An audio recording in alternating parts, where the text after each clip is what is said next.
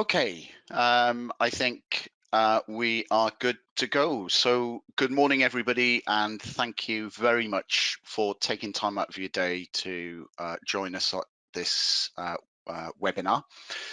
This morning, we're going to spend some time looking at Microsoft's extended detection and response tool together with Sentinel. And I'm hoping to perform a number of demos, keep my fingers crossed.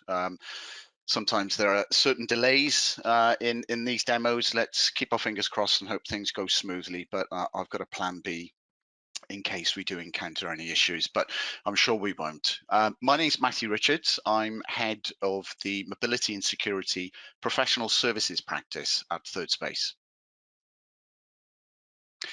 So today I'm going to give you quite a high level view really of the various tools, certainly tools that are in that I'll be demoing this morning, but just to give you sort of an architectural view of where they sit and what they're responsible for. So that'll be 5-10 minutes, no more than that, just a few slides. We'll spend the bulk of the time then looking at the XDR technologies and Sentinel. So I've got a demo set up with a victim PC and I'll perform certain exploits. We'll come on to that in a second and hopefully see those flowing into Sentinel. We can trigger some automated activities. And the whole objective of this is to give you an idea of the art of the possible, really. What can we achieve with an integrated solution set? We'll have some time for questions after that. And actually, if you do have questions, feel free to put them into the GoToWebinar section in the GoToWebinar app. It should be pretty self-explanatory. And I can cover those for 5 minutes when we have time. Any questions that I can't cover, we will absolutely follow up on after the event. We've got a couple of polls then, just very, very brief polls, mainly to position the next steps for me so that I can better understand the audience and different aspects relating to your ambitions, I guess, and capabilities, and then we can position some next steps if you are interested in taking this further. So let's crack on. So the first thing to announce is Microsoft have made some recent name changes, one of which is Microsoft Sentinel. So it was Azure Sentinel, it is now Microsoft Sentinel. So just be aware of that. There are some other name changes as well that were recently announced at Ignite. As and when we come up against those, I will highlight those to you. But really, this slide is there to depict the relationship, I guess, between the Microsoft Defender XDR solution set, which is a cross-domain solution looking at various different aspects of your environment, fully integrated together, and ultimately there to surface malicious activities, suspicious activities, general security insights. And there's a whole lot of automation built into that platform that happens, if you choose so, pretty much automatically and without sort of needing you to do an awful lot. Certainly some of the remediation type activities and investigative activities, and we can have a look at one or two of those. But the information that Microsoft Defender XDR provides or surfaces is then integrated or connected rather into Microsoft Sentinel. And we'll spend a bit of time in Sentinel just looking at how that connector is configured just very briefly. We'll spend the bulk of the time looking at the incidents that hopefully we can generate and then some of the automated playbooks that I've got set up to help with investigative and remediative activities. What we've got with Sentinel as well is when the information goes into Sentinel, we can Sentinel can also consume a really broad range of additional information sources to then further correlate and provide visibility across a wide range of areas in your infrastructure. And the goal here is to give you that complete attack kill chain visibility, so you can see activities that may have started or maybe at some point happened against some of your network perimeter devices through to maybe some on-prem servers and also the various different cloud services as well. So the idea of Sentinel sitting at the top, which is Microsoft SIEM solution, is one that there serves a purpose to provide you that broad visibility.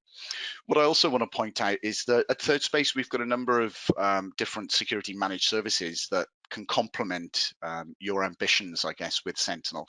To operate Sentinel, you do need to have proper focus and a team, really.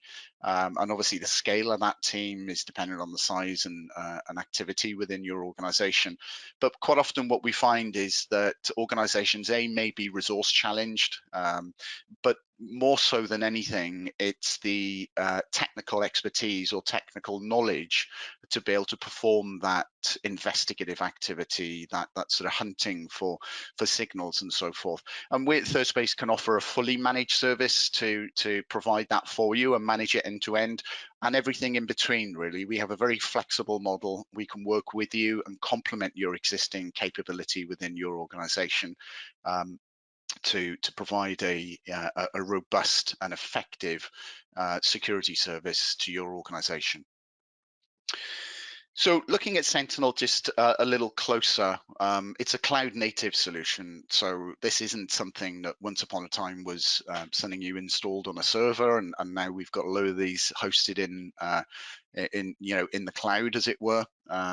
It is a cloud native platform, so something that's been developed on as a cloud application, and that's important because Microsoft can then provide elasticity, I guess, in the way that they provide the service to you, in that they can scale up and down depending on demand. So you don't need to worry about any of that sort of infrastructure scaling and provisioning needed to support peak times or whatever it may be, growth, etc.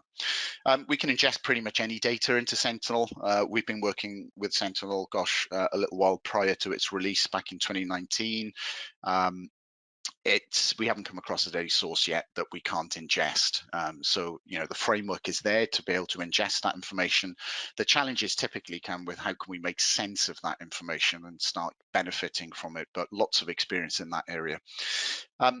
Artificial intelligence is built into the platform extensively, so we'll see a lot of what are called fusion AI models that are seeking to surface those security insights that may be difficult or even impossible to surface through traditional analytic rules. So there's a heavy use of that capability in the platform. And lastly, but by no means least, automation. So this is where what we call SOAR capabilities, or security orchestration, automation and response capability comes in. So Sentinel has extensive capability in this area, and we'll definitely touch on some of those aspects. So we can think of Microsoft Sentinel as Microsoft's SIEM and SOAR solution in the market. When we then focus on Microsoft Defender XDR, we can see, quite nicely Microsoft aligned to the sort of 6 key pillars from a zero trust perspective. So identities, devices, data, infrastructure, apps, and network. What we're actually going to be doing today is just focusing on an element of the XDR solution set, which is provided through Microsoft 365 Defender. So this is a collection of tools that seek to provide protection across identities, email, cloud apps, etc., everything that you can see on the left-hand side there. But also bear in mind that there's more of an infrastructure-focused capability set of technologies, rather, that exist, more focused on the infrastructure for things like SQL, virtual machines, whether they're on-prem or hosted, containers, Internet of Things, etc., Now, this is an area that has had a recent rename. You may have been familiar with this in terms of Azure Defender that sits underneath the banner of Azure Security Center. So Azure Security Center is that sort of cloud posture management a technology that seeks to give you that visibility of those gaps or areas of risk, if you like. And then Azure Defender was the sort of paid for, and that's free, by the way, Azure Security Center. And then Azure Defender is more of the paid for services around providing enhanced and capable threat protection and monitoring capabilities across the things that are on the screen there. So that now all falls under the banner of something called Microsoft Defender for Cloud. So bear that in mind. So What we're going to do is jump into the demo. Before I actually pivot into some live instances, what I wanted to do is show this pretty basic slide, really, just to show what we're going to do. So we've got a victim PC, a Windows 10 PC, on which I'm going to execute a number of exploits. That PC is protected by Defender for Endpoint, which is part of the XDR solution set. We'll also be logging in anonymously to Outlook, and as part of that, we'll hopefully get some reaction from what used to be Microsoft Cloud App Security is now Microsoft Defender for Cloud Apps. So that's another rename. But also things like Azure Identity Protection and so forth. So we'll see some insights that the platform has raised based on the activities I perform on the Windows 10 machine that will then surface in the 365 Defender portal, which we'll have a look at. But interestingly and importantly, that has integration into Microsoft Sentinel. So we'll spend a bit of time in Sentinel looking at that, what's been raised, what's been surfaced, and we'll trigger some automation activities to start remediating and ultimately mitigating the risk that we've observed. So what I'm going to do is jump over to my VM. So hopefully you can see my Windows 10 instance here. This is a standard Windows 10 instance, Azure Active Directory joined to the organization called Cambrica.net. And I'm logged in at the moment with a user called Sam. What I'm going to do is, first of all, kick off an anonymized session to email. So for this, I'm going to use a Tor browser. This will hopefully start in a second. It'll take 1 or 2 seconds to connect to the Tor endpoint, which will serve to anonymize my connection. And there we are, we're connected. So what I'm going to do is go to outlook.office.com. And I'm going to log in as Sam. And hopefully we'll get a couple of prompts in a second, first of which is my email or my username, .net, and the password.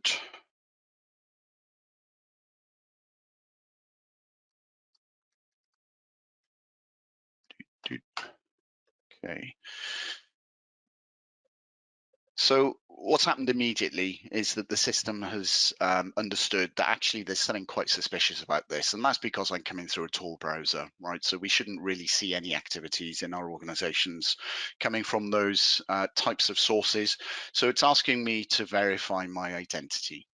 So I shall do that, and I'll choose the Authenticator app as a way to validate, and I've just received that on my mobile phone, so I'm going to approve it. Provide my fingerprint, and hopefully in a second we should see Sam's mailbox.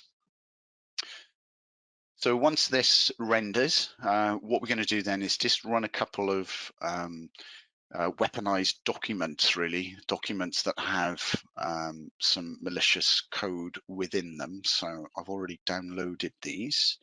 So I go to my downloads area. So I'm just going to run a number of these. We might see a number of screens flash up and hopefully some messages saying that they've blocked certain activity, which is good. We want to see that. So we can see malicious macros detected here and prevented. So that's going to close that. So bear with me a sec while I just run some of these. So what I'm trying to do here is obviously generate some signals back into the security technologies that I'm using. So let's enable the content here. We can see this actually had a bit of a ransomware payload, so that's actually been blocked, which is good, and we want that. And we'll see some of the results of that as we progress through to the various portals. We've got some other activities here. And I'm going to close these documents. I'll just enable this one. They seem to be spawning lots of Word instances here, which is good. Okay, so let's leave that. So the next thing I'm going to do on this machine is just try and execute a common credential theft tool called Mimikatz. Now I'm going to extract this first. And the reason why I haven't done this already is because the AV technology in Windows 10 will detect that sitting on my machine and clean it up and quarantine it, which is a really good thing. But hopefully I can jump in before it does that. So I'm going to open a PowerShell command prompt. I've just copied that long Mimikatz command line, save me typing that out. And what we can see immediately is the Defender technologies on this endpoint, recognizing what I'm trying to do and actually blocking and killing that process so that it doesn't achieve what it's trying to do. So we performed a number of activities on this machine. What we now need to do is pivot to the portals. So bear with me while I do that.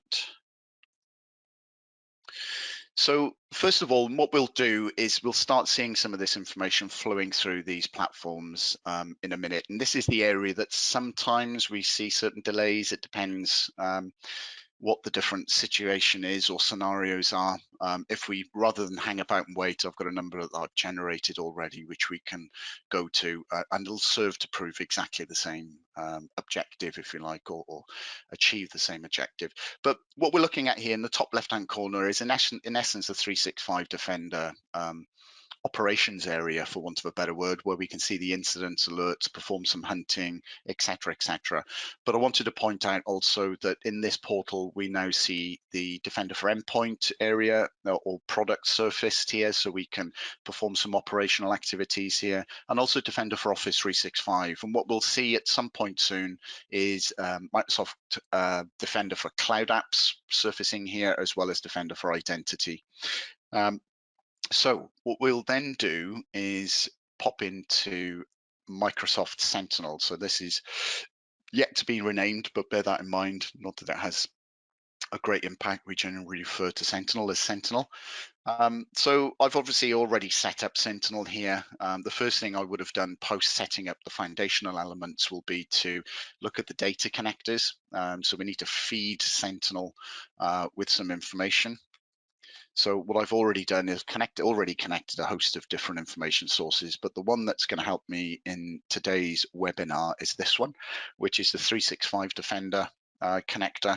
So if I open this connector page, obviously this is a Microsoft Cloud service, so this is incredibly easy to connect. It's literally a few ticks in the box and off we go. So it's validating certain things there to make sure I've got the right permission and validating whether certain technologies are functional. What we will see here, and hopefully these should all be populated, but we'll come back to that in a minute. Typical demo gremlins. What we should see here is all of these activated and some activity over a period of time, really showing the amount of data that we're ingesting. I think we're just still rendering this page, as we can see from those dots flying across. But it's not going to impact anything here. We can also see Defender for Office 365, Defender for Identity, and Defender for Cloud Apps being surfaced here through a single connector. Which not only brings in the alerts and incidents that those respective tools generate, it would also bring in some additional data to support activities of those entities, whether they be devices, emails, identities, and so forth. And you can see a number of those different things here. Let me just give this screen a quick refresh, see if I can give it a little nudge.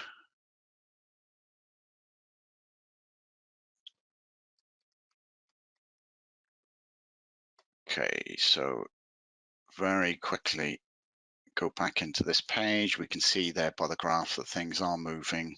Just wanted to show you the no, okay, that's not going to play ball. No problem. So it is connected, and anything that 365 Defender raises will surface into Azure Sentinel. What I'm going to do is to now look at some of the automated activities that I've got set up already.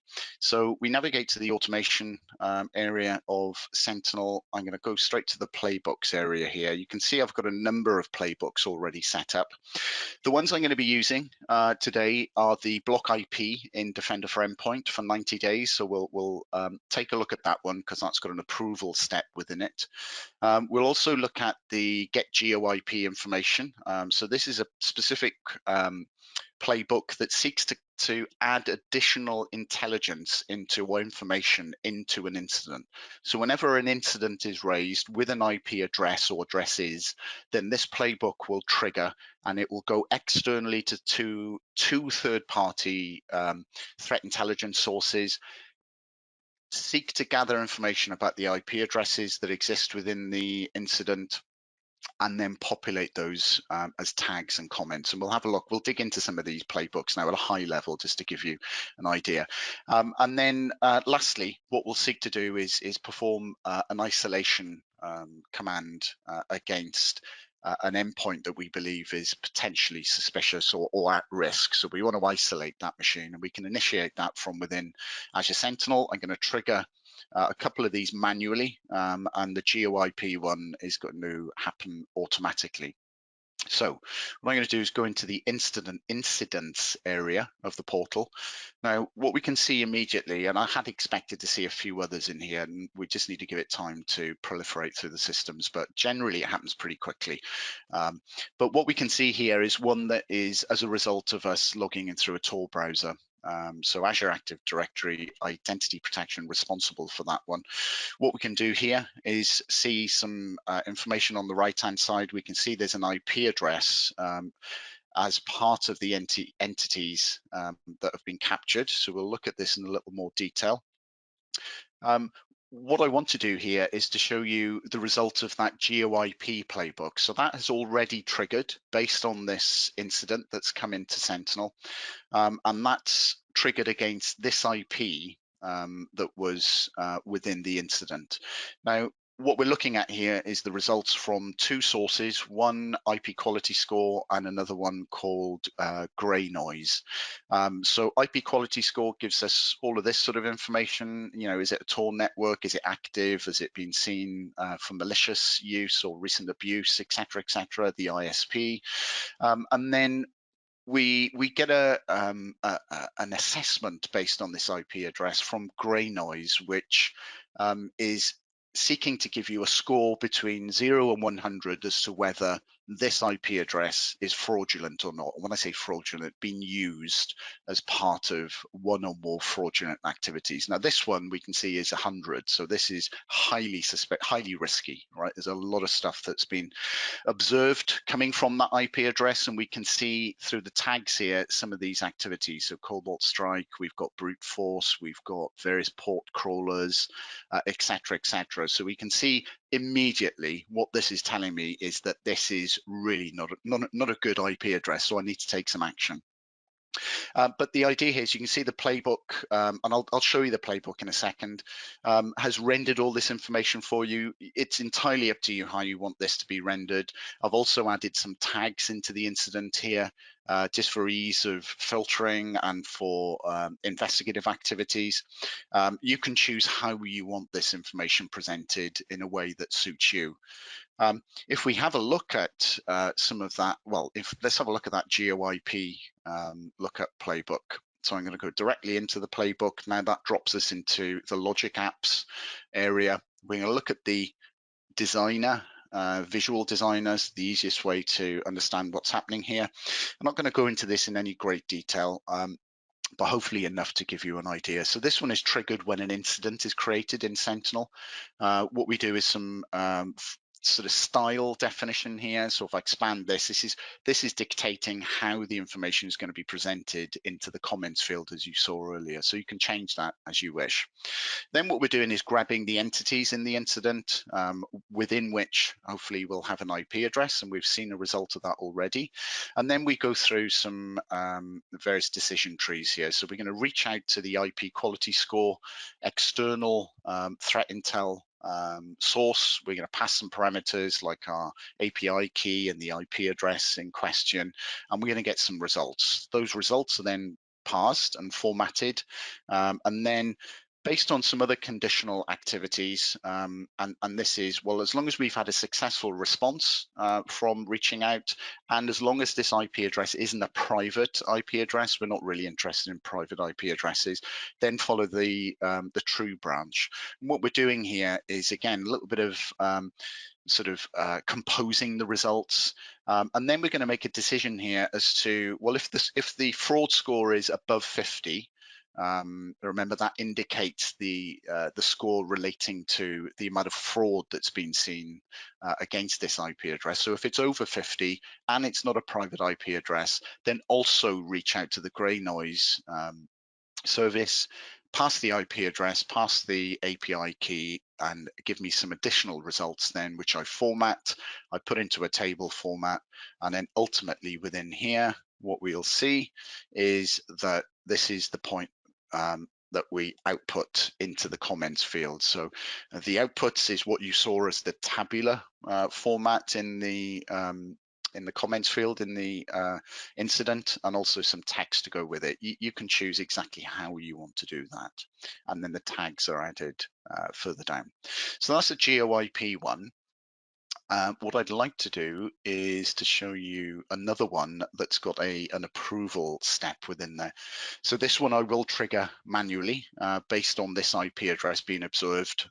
And ultimately what I want to do with this one is to block it.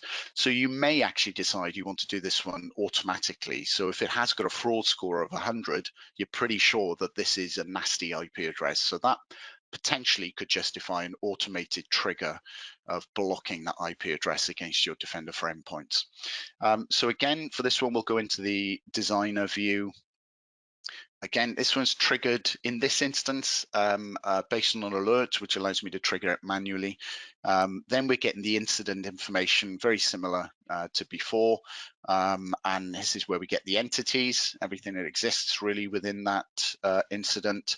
And then what we're going to do is send an approval email before we proceed further. So what we're going to do is say, okay, let's grab the IP address, send an approval to the recipient, whoever that might be, and say, look, I'm about to block this IP address for these reasons. Do you approve, yes or no?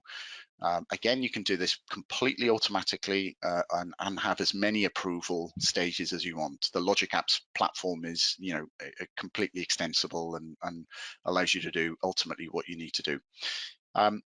And then based on that approval, if that is a true, yes, please block it, then we're going to reach out directly to the Defender for Endpoint API, and we're going to instruct it to enter an indicator into the IP address field, and we'll come on and show that in a second. The other playbook, which I'm not going to go through because it's very similar to the others really, is the isolate Mde Machine. So this one hasn't got an approval in there. This is going to be, okay, I've seen this, I need to isolate the machine before I perform additional investigative activities. So again, this one reaches out to the Defender for Endpoint service and instructs an isolation command against the Windows 10 machine that I showed you earlier. So let's try and trigger some of those. So the first one I'll trigger is based on this incident, we've got an IP address. We want to block this IP address, right? We've got a lot of information in here already. Its fraud score is 100. The sensible course of action here would be to block it and to perform some investigative activities. So what I'm going to do here is to look at the details of this one, look at the alert that was raised. I'm just going to manually invoke this one, but also, as I've mentioned a few times, this can be done automatically. So I'm going to run this playbook that was successfully initiated. Now that's obviously generated, if you remember, the send email approval. That sent an approval, which I'm hoping will exist in this mailbox. Excellent. 1129, perfect. So that's as a result of this playbook running. So that playbook is sitting there at the moment waiting for instruction. Do I go left or do I go right? Is it a yes or a no? So I'm going to give it a yes. I'm going to approve this because this looks pretty nasty. So we'll approve that. That then allows that Logic app to continue its processing. So what I would expect to see within about 5 seconds keeping my fingers crossed, obviously demos and all that, is that the IP address will have been successfully added as in essence, an indicator of compromise, if you like, within the Defender for Endpoint portal. So let's go and have a look to see if that's happened. And the way we do that is we go into the settings area of the 365 Defender portal. We choose the endpoints, and then this is where we can manipulate the Defender for Endpoint settings, if you like. Now, the area that I need to go to are indicators, or is indicators. And I am hoping that when this page renders, that what we'll be presented with is a number of different types of indicators, and the one I'm looking for is IP address. Now, this platform has been really slow this morning, and it's doing the same thing, so bear with me, it will work. I'll just refresh my screen on my console and hopefully give it a little kick.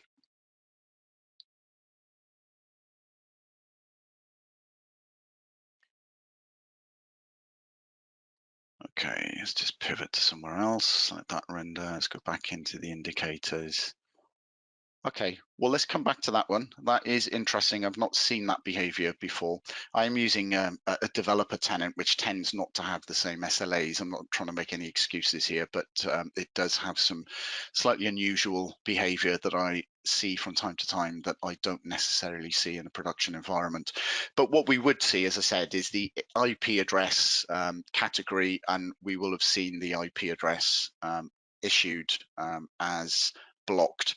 And actually, we just check the time. No, we're good. What I'll do, just to make sure that did execute successfully, block for 90 days. It's still running. Okay, that is interesting. So maybe that email hasn't gone through. Okay, let's just pivot away. I definitely did respond to that email. Yeah. Okay, for some reason that email hasn't reached the Logic app. But what would have happened is, as I described, and hopefully that will kick into action any second. Don't think there's anything I can do to actually give it a positive. Yeah, it's still sitting on this page here at the moment. So we'll come back to that so I can show you that was successful. Okay, so the next thing I'm going to do is to, now that I've determined, okay, this IP address is very suspicious, I need to take some action. B, I've blocked that IP address.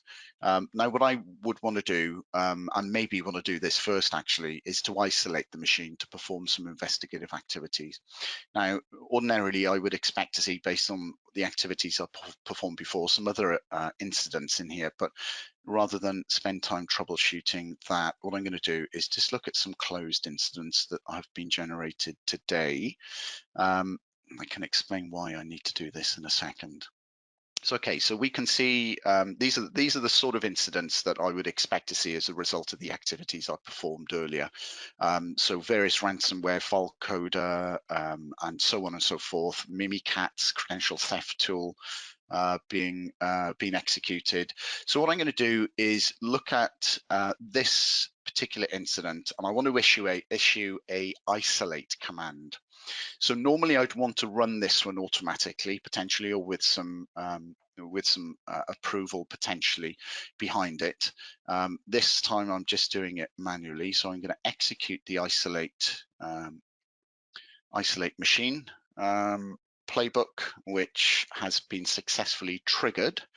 And again, keeping my fingers crossed that has propagated through down to the Defender for Endpoint client. Now, the way we would confirm that, we go to the MDE portal, we'd look at device inventory, and we go into the device. Now, what I'm hoping to see at the top here is that this device is isolated. For some reason, that's not working. I think I'm being subject to some service challenges in the background here. Again, let me just pivot very quickly back to here. Azure Sentinel failed to fetch incident data. Okay, that's typical, isn't it? Let me just refresh everything. Let me try that once more. I think we're good for time. Okay, and we're going to just look at closed incidents. So I've got a relevant incident to work with. I'm going to trigger that playbook.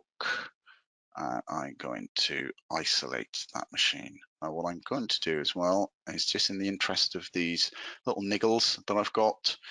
Okay, so the first one is still running, the second one is still running. I think what we're subject to here is something that really is out of my control, and I think it's based on some of the unusual behavior that I see within this developer tenant. So forgive me for that. But ultimately, what would have happened here is that this machine would have been isolated, and we could have then, just going to refresh just in case, that in the few seconds that I'm talking that has happened. No, it doesn't appear to be. So what, the device would have been isolated. We would be safe in the comfort or in the knowledge rather that this device can now not propagate anything out on the network. However, there's still a channel open between Defender for Endpoint portal, if you like, or service, and the endpoint. So we could start initiating certain automated investigation responses. We can start triggering things like antivirus scans, and when we're happy that everything is okay, we can bring that device out of isolation, and the whole process should be seamless. But I guess a word of warning: don't run your production environment on a developer tenant. It is subject to some strange behavior from time to time. What we can also see in here is the incidents that have come into Defender for Endpoint, or 365 Defender. So these are the signals that have come from the endpoint. There would be some signals coming from different systems: Azure Active Identity, Azure Active Directory, Identity Protection, and also Microsoft Defender for Cloud Apps. So we can extend all of these, and these will comprise of one or more alerts which Defender 365 has consolidated into an incident, and we're able to look at these particular activities and actually understand in great detail with 365 Defender what actually happened. What is this series? What are the series of activities? So we can see that through executing Word, there's been some payload, there's been some execution of some executables here, locky-sample.exe, and so on and so forth. So from an analyst perspective, this really does give you a lot of really good information to be able to troubleshoot.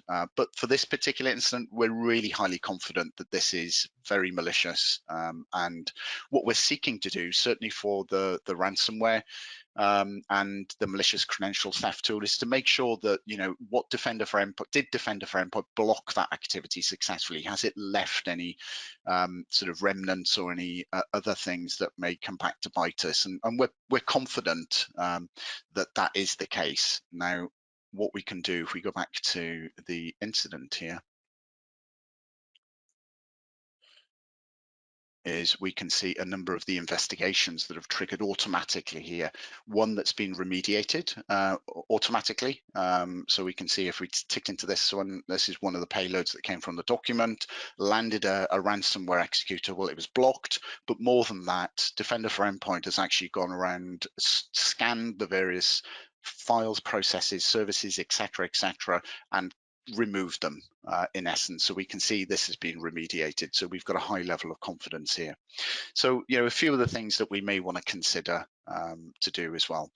Now, I think we need to, at this point, pivot back to the slides given the time. So bear with me. If we go back to here. Now, I think we might be slightly challenged to answer all the questions, but let me take a look if there are any.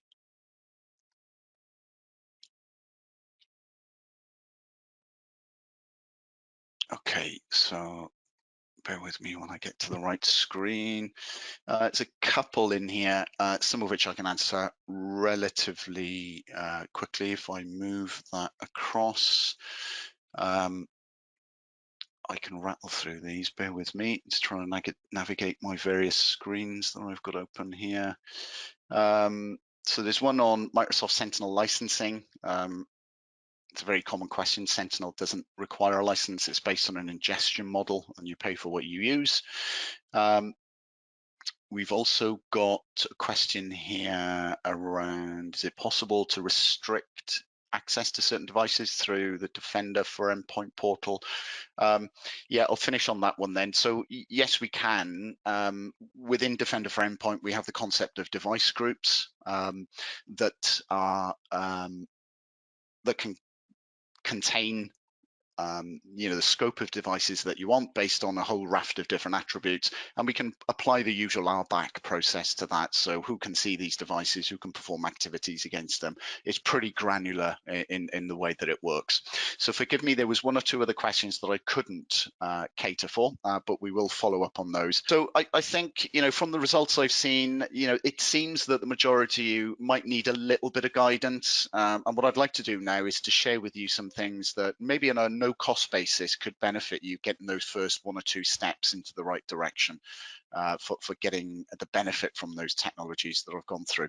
So the first thing is we've got a series of different Defender proof of concepts. So Defender is made up of many different components. Yeah, Defender for Identity, Office 365, Endpoint, and Cloud apps. But there are a whole load of other technologies as well which serve to provide that overall security functionality and protection capability. So we can offer proof of concepts, proof of values, whatever you want. We do these very, very often just to give you and guide you through that initial process of getting it set up within your environment. We can also offer a Sentinel proof of concept. So we showed Sentinel quite a bit today.